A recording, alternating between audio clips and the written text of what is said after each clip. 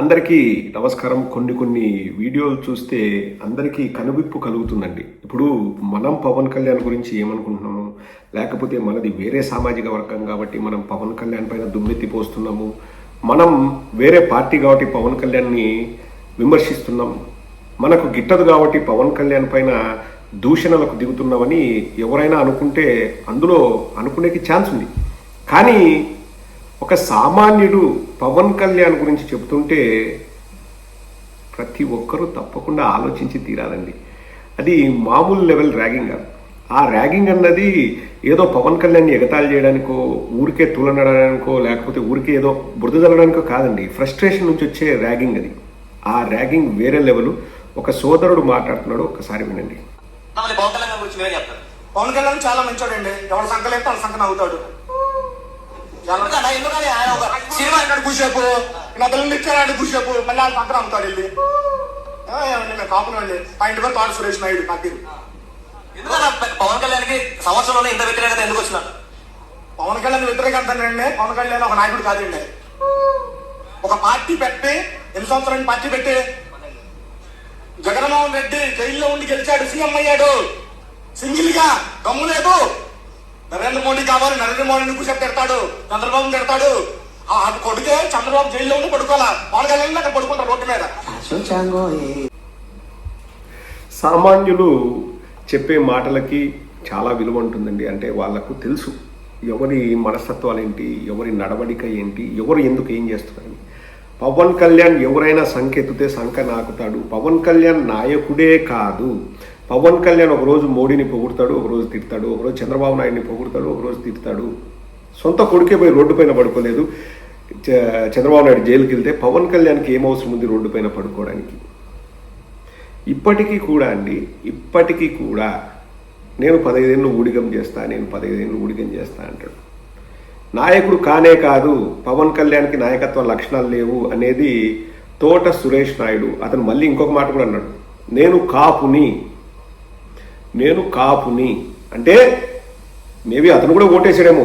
కాపులు కులభావం పెంచుకోండి అని చెప్తే నమ్మి ఓటేసాడేమో. ఇప్పుడు వాళ్ళందరికీ కూడా అర్థమవుతుంది. అందుకోసం అని చెప్పేసి పవన్ కళ్యాణ్ గారు ఇంకా కుల డ్రామా అయిపోయింది, నెక్స్ట్ మత డ్రామా ఆడదాము, మత డ్రామా ఆడుతూ మనం ప్రజల్ని రెచ్చగొట్టి సునకానందం పొందుదాము, ఓట్లు పొందుదాము అనేది పవన్ కళ్యాణ్ ఐడియా అండి. పోనీ నువ్వు డ్రామా చేసేవాడికి కంటిన్యూస్గా డ్రామా చేయాలి కదా. కాషాయ వస్త్రం నువ్వు గత 18 నెలలుగా కాషాయ వస్త్రం వేసుకోవాలి కదా. ఓ రోజు క్యామోఫ్లాజ్ ట్రౌజర్ వేస్తాడు, ఒకరోజు బ్లాక్ టీ షర్ట్ వేస్తాడు, ఒకరోజు వైట్ టీ షర్ట్ వేస్తాడు, ఒకరోజు ఇన్షర్ట్ చేస్తాడు, ఒకరోజు పగిడి వేస్తాడు, ఒకరోజు ఇలా వస్తాడు. అన్ని వెస్ట్రన్ డ్రెస్లే. ఆ వెస్ట్రన్ డ్రెస్సులు ఎవరు కనిపెట్టారండి? హిందువులు కాదు. ఎందుకంటే జీన్స్ అన్నది కనిపెట్టింది వెస్ట్రన్ కంట్రీస్లో. వాళ్ళు ఏథిస్టులు ఉండొచ్చు, లేకపోతే క్రిస్టియన్స్ ఉండొచ్చు, హిందువులు అయితే కాదు. మరి వాళ్ళ బట్టలు ఎందుకు వేసుకుంటున్నాను? సనాతన ధర్మాన్ని కాపాడేవాడు నువ్వు సనాతన ధర్మ వేషంలో ఉండాలి కదా. ఎందుకు వేరే వాళ్ళ బట్టలు వేసుకున్నావు? అంటే వేరే వాళ్ళంటే ఈయన కొనుక్కొని ఈయన సొంత బట్టలే, వేరే వాళ్ళు కనిపెట్టిన బట్టలు ఎందుకు వేసుకుంటున్నావు? నువ్వు ఫోన్ వాడుతున్నావు, హిందూ కనిపెట్టాడా? నువ్వు ల్యాప్టాప్ వాడుతుంటావు, ఐప్యాడ్ వాడుతుంటావు, హిందూ కనిపెట్టాడా? మన తినే తిండిలో బిర్యానీ హిందూ కనిపెట్టాడా? గులాబ్ జామున్ హిందూ కనిపెట్టాడా? అన్ని కులాలు, అన్ని మతాలు కలిస్తేనే సమాజం అండి. నేను 2019 ఎలక్షన్స్ రిజల్ట్స్ వచ్చినప్పుడు కూడా ఈ మాట చెప్పాను. ఎవరికైనా యాక్సిడెంట్ అయితే డాక్టర్ ఎక్కడున్నాడని చూస్తారు తప్పితే మన కులం డాక్టర్ ఉన్నాడా, మన మతం డాక్టర్ ఉన్నాడని ఎవరు చూడరు. మా డాక్టర్ ఇలా ఆపరేషన్ చేస్తాడు, వేరే కులపు డాక్టర్ ఇలా ఆపరేషన్ చేస్తాడని కూడా చూడు. ఇంకా అలా చూశారంటే వాళ్ళు మనుషులు కాదు, వాళ్ళు పవన్ కళ్యాణ్ అనుకోవాలంతే. పవన్ కళ్యాణ్ గారు, నువ్వు సనాతన ధర్మాన్ని ఎవరి దగ్గర నుంచి రక్షిస్తున్నావు? నువ్వు ముస్లింల దగ్గర నుంచా, క్రిస్టియన్ల దగ్గర నుంచా, ఎవరి దగ్గర నుంచి? అతనే అన్నాడు ఇంతకుముందు, ఆయన స్వయంగా అన్నాడు, ఈ గొడవలు పెట్టేది కొందరు హిందూ నాయకులే, ఎవరో కాదు, అన్ని మతాలు ఒకటే, హిందూ మతం కూడా అన్ని మతాలని సమానంగా చూడమని చెప్తుంది. మళ్ళీ ఆయనే మత విద్వేషాలు రెచ్చగొడతా అంటాడు. అసలు లడ్డూ గురించి నారా లోకేష్ గారు ఏదో ప్రశ్న అడిగాడండి. ఆ ప్రశ్నకు సమాధానం ఆధారాలతో సహా నేను ఇంకొక వీడియోలో చెప్తాను. ప్రజలందరినీ గమనించవలసింది ఏంటంటే వీళ్ళ మత డ్రామాని తిప్పికొట్టండి. వీళ్ళెవరండి మన హిందూ మతాన్ని కాపాడడానికి? పవన్ కళ్యాణ్ ఎవడు? పవన్ కళ్యాణ్ చరిత్రే చండాలం, చాలా చండాలం. వ్యక్తిగత జీవితం నేను మాట్లాడదలుచుకోలేదు, ఎవరి వ్యక్తిగత జీవితం వాళ్ళది. కానీ అది ప్రస్తావనకు ఎప్పుడు వస్తుందంటే, ఇప్పుడు ఎవడైనా కానీ సిగరెట్ గుఫ్ఫు గుఫ్ఫు గుఫ్ఫు గుఫ్ఫు అని ఊదుతూ అబ్బా సిగరెట్ తాగితే అంత మజా వస్తుంది ఇంత మజా వస్తుంది అని చెబుతూ నువ్వు తాగొద్దురు అన్నాడు అనుకో, ఫస్ట్ ఎవడైనా ఏమంటాడు, అరే నువ్వు తాగకుండా 10 మందికి చెప్పురా, నువ్వు తాగి నువ్వు ఏదో పనులు చేస్తూ ఇంకోని సిగరెట్ తాగొద్దని చెప్పడం ఏందిరా, అసలు నీకు చెప్పే అర్హత ఉందా అంట. మామూలుగా అయితే సిగరెట్ తాగొద్దంటే మంచి పనే, కానీ వాడు ఏదో పని చేస్తూ వాడు ఆ గంటలో 10 సిగరెట్లు తాగుతూ ఇంకొకటి సిగరెట్ తాగొద్దురా అంటే what kind of example you are setting రా ఎదవా. నువ్వు తాగకుండా ఇంకొకరిని తాగొద్దని చెప్పి బాగుంటుంది, నీకు చెప్పే అర్హత లేదు అంటారు. Same to same Pavan Kalyan విషయం అంతే. పవన్ కళ్యాణ్ వ్యక్తిగత విషయాలు మాట్లాడడానికి ఎవడికి ఏం అవసరం అండి, ఎవడి వ్యక్తిగత జీవితాలు ఎట్లుంటే మనకింది, అది వాళ్ళ ఇష్టం. నేను ఎప్పటికీ ఒకటే చెప్తా, ఇప్పుడు అరవశ్రీధరి తప్ప బాధితురాలు తప్ప అంటే నాకేం తెలుసు, నాకేం అవసరము, కానీ ఆ వ్యవహారాన్ని డీల్ చేసిన విధానం తప్పు.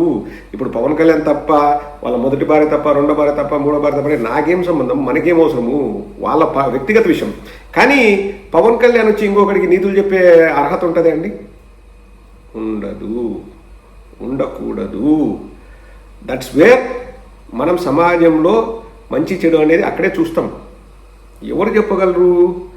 నువ్వు నిష్టగా ఉండి ఏకపత్ని వ్రతుడివై నువ్వు నీ వ్యక్తిగత జీవితాన్ని చక్కగా చక్కదిద్దుకొని ఒక స్థాయికి వచ్చేసి నువ్వు జీవితంలో బాగా కష్టపడి చదువుకొని, ఎందుకంటే అవకాశం లేక చదవని వాళ్ళు ఉంటారు, నేను వాళ్ళని ఏమన్ను. వాళ్ళ అన్న అప్పటికే సినిమా యాక్టర్, వాళ్ళ నాయన కానిస్టేబుల్, వాళ్ళ అన్న ఒక అన్న డిగ్రీ చదివినాడు, ఇంకొక అన్న లా చదివినాడు. ఇతనికి చదివే అవకాశం ఉంది, ఎందుకు ఫెయిల్ అయినాడు? చదువునే శ్రద్ధ లేక. ఇట్లా ప్రతి ఒక్క దాంట్లో నీది మైనస్సే. మీ అన్న పుణ్యం అని నువ్వు సినిమా యాక్టర్ అయ్యి నీ వ్యక్తిగత జీవితం అంతా దరిద్రంగా పెట్టుకుని నేను సూక్తులు చెప్తా, నేను హిందూ ధర్మాన్ని కాపాడతా, నువ్వు హిందూ ధర్మాన్ని కాపాడేవాడు నీ కొడుకు మార్క్ అని ఎందుకు పేరు పెట్టినావు? ఎందుకు పెట్టినావు? తర్వాత తెలుసుకునేవా? పోనీ తర్వాత తెలుసుకునేవా అనుకుందాం. మళ్ళీ ఎందుకు కాషాయ వస్త్రాలు ఓన్లీ 2 వారాలు వేసి మళ్ళీ తీసేసావు?